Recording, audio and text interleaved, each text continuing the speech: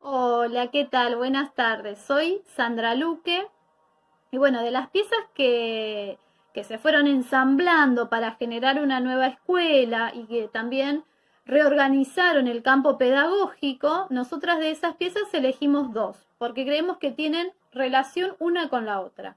Una de ellas es el ordenamiento de los contenidos y la otra es la creación de un sistema de acreditaciones de sanciones y disciplinas escolares. ¿Por qué decimos que tienen relación una con la otra? Porque en una el docente selecciona los contenidos para que esos contenidos sean impartidos a sus alumnos, ¿sí? Y estos alumnos hacen una acumulación de conocimientos, de saberes para poder llegar y obtener su título, ¿sí? Bueno, como ustedes verán acá tenemos 5 imágenes, ¿no? 2 de ellas se relacionan con el ordenamiento de los contenidos y 3 se relacionan con la creación de un sistema. Como ustedes verán en las primeras imágenes podemos ver donde la escuela, donde el docente determina qué y cómo enseñar a sus alumnos, ¿sí? Qué y cómo deben aprender sus alumnos, qué y cómo deben adquirir esos conocimientos esos alumnos sin darle la posibilidad de que ellos construyan nuevos conocimientos, ¿no? Que construyan sus nuevos saberes. No le da esa posibilidad. Como ustedes verán, vemos en la imagen que los chicos piensan de una manera distinta, ¿sí? Y el docente les dice, no, se piensa así, no se hace así o se dice así, como el docente lo dice. Buenas tardes, soy Marlene Galván y bueno, continuando con lo que mi compañera venía hablando, aquí podemos observar en la segunda foto que el alumno, desde que se inicia en el nivel educativo, lo que hace es recibir órdenes, recibe conocimientos y métodos impuestos por el docente, como se ve aquí. Este ordenamiento de contenidos se debe a que hay un currículo por el cual el docente debe transitar para poder enseñarle al alumno, debe guiarse por ese currículo. La escuela como espacio considerado para enseñar es quien recorta, selecciona y ordena los saberes que considera que debe impartir a sus alumnos por medio del proceso de elaboración y concreción del diseño curricular, ya que este diseño debe tener un conjunto de saberes básicos necesarios que le permitan a dicho alumno adquirir sin problema esos conocimientos.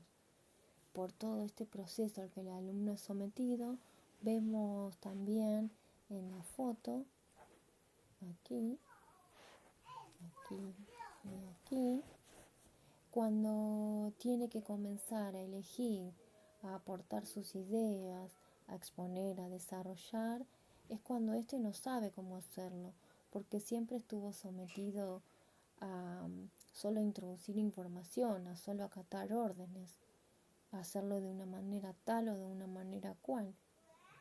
Siempre el sistema escolar se encarga de establecer un nuevo tipo de capital cultural, donde terminamos institucionalizando al alumno.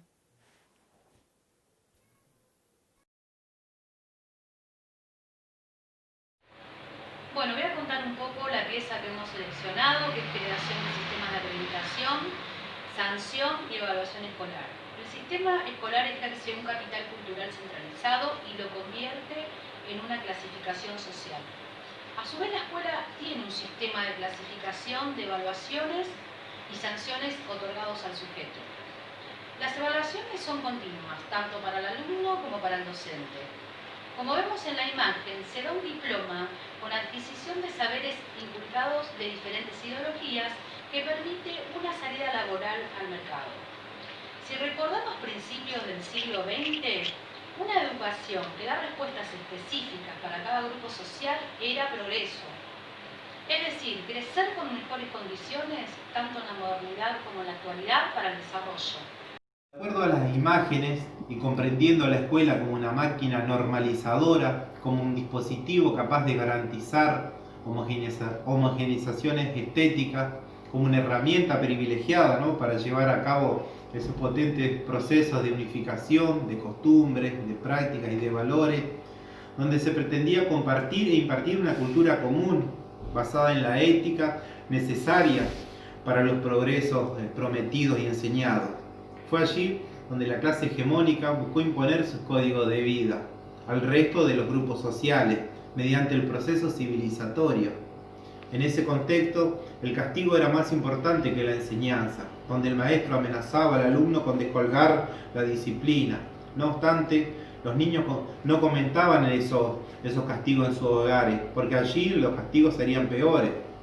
Todos esos castigos corporales como los látigos y las palmetas fueron suprimidos a partir de la ley 1420, donde la transición sería pasar de la educación con castigo a la enseñanza.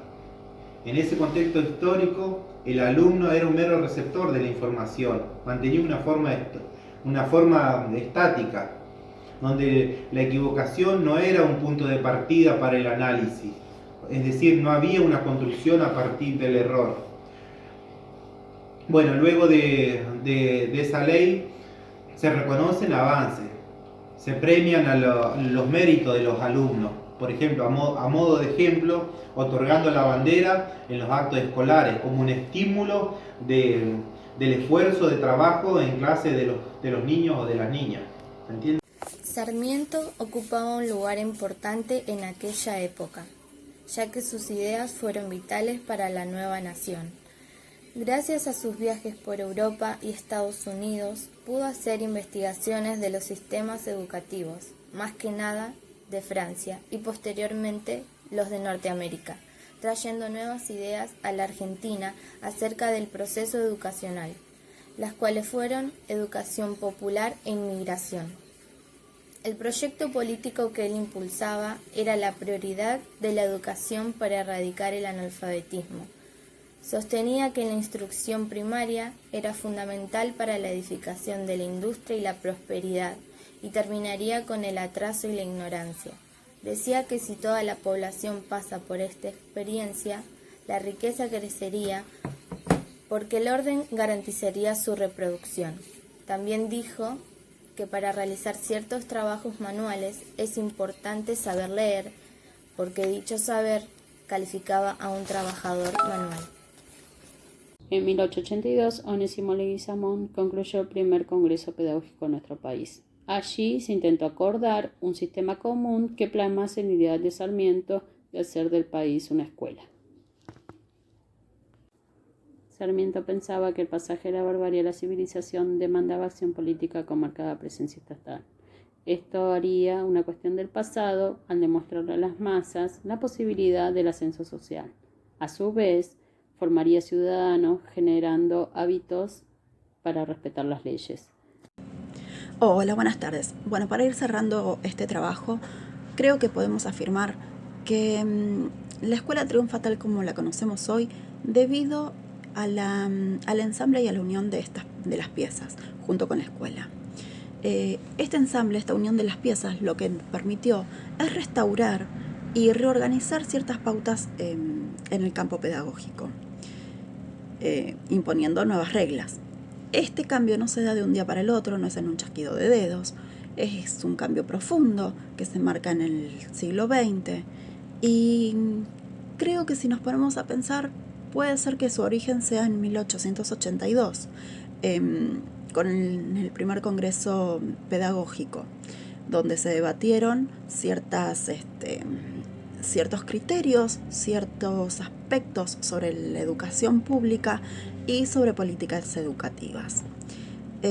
La ley 1420, años después, en 1884, se sanciona esta ley 1420, la ley de educación, que lo que busca, su objetivo, es homogeneizar a la población argentina. Lo hace porque busca formar ciudadanos con una identidad nacional, debido a que Argentina se estaba formando y claramente era un país lleno de inmigrantes y de pueblos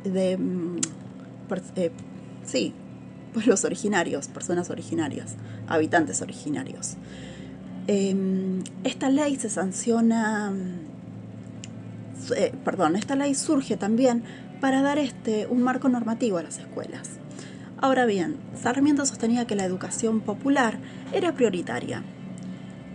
Y es por medio de esta ley que lo que hace es organizar a la educación primaria, imponiendo una educación general, gratuita, mixta, obligatoria y gradual.